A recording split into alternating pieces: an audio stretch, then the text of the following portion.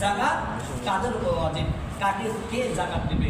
আসলে আমি শুরুতেই বলেছিলাম ইসলামের 5টা রুকনের মধ্যে নামাজ, কালিমা আর রোজা, এটা ধনী গরিব সবার উপর কি? সবাই বলেন ধনী গরিব সবার উপর নামাজ, কালিমা আর রোজা ফরজ, কিন্তু জাকাত আর হজ হলো সবার উপর ফরজ না, ধনাঢ্য ব্যক্তিদের উপর। ধনী কাকে বলে? ধনী বলা হয় যার ঘরের মধ্যে 7.5 তোলা 7.5 ভরি স্বর্ণ, 52 তোলা রূপা পরিমাণ টাকা তাদের ঘরে রয়েছে।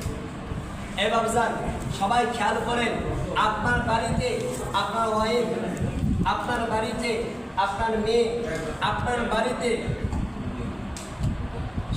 সব ফ্যামিলি দাও মুস্তাকে বুঝতে পারে।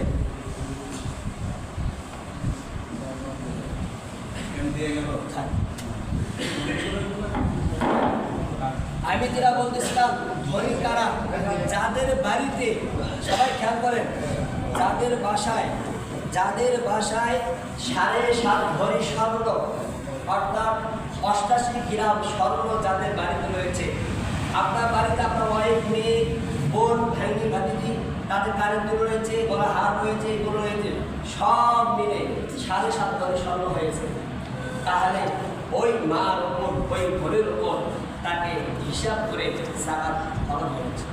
অথবা স্বর্ণ আছে 2 ভরি, রূপা আছে কিছু, স্বর্ণ রূপা দুটা মিলে আপনার বাড়িতে এই বর্তমান যদি 22 ক্যারেটের রূপা হয় তাহলে মূল্য আসে 92,000 টাকা। 21 ক্যারেটের হলে 95,000 টাকা, আর 22 ক্যারেটের রূপা স্বর্ণ মূল্য হিসাবে 1,05,000।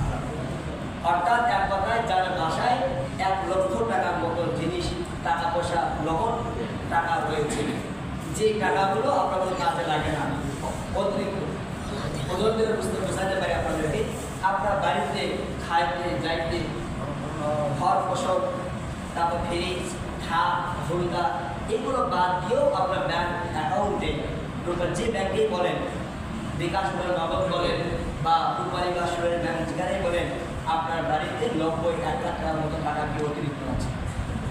বুঝতে পারছেন বিষয়? সহজ কথা। অথবা আপনার বাড়িতে নেই, আপনার দোকানে ব্যবসায়িক পণ্য আছে, যে মূল্য 1 লক্ষ টাকা পার হয়ে গেছে, তার এই পুরোর ওপর আপনার ওপর 2,000 টাকা জাকাত। কথায় 40,000-এ 1,000, 40,000 কত?